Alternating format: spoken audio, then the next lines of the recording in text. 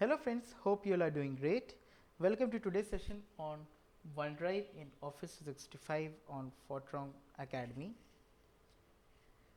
In today's session, I'll be showing you what all are the features that are available with the recycle bin in OneDrive. So OneDrive has its own recycle bin, that is first cycle recycle bin and second stage recycle bin. Whenever you delete a file, the file is primarily sent to the first stage recycle bin, and after deletion from there, the file is available for 90 days in the secondary recycle bin. So let me show you how you can access these recyclables in Office 365.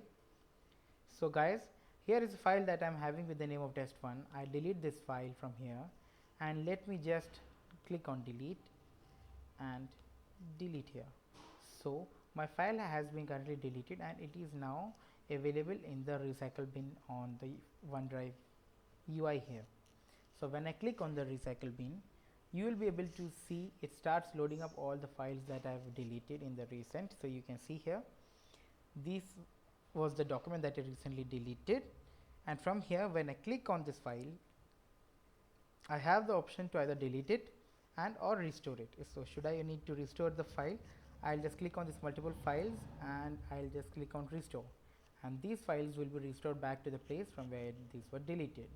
So you can see on the top right corner that this shows the pop-up that 2 items were restored. So in this way, the files will move from a recycle bin to the folders in which they were available.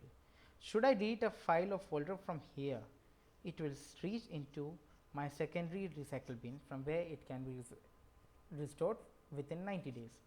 So I hope friends this was a very useful feature for you, and to get to know more tips and tricks like this on Office 365, head on to our YouTube channel Foetron Academy.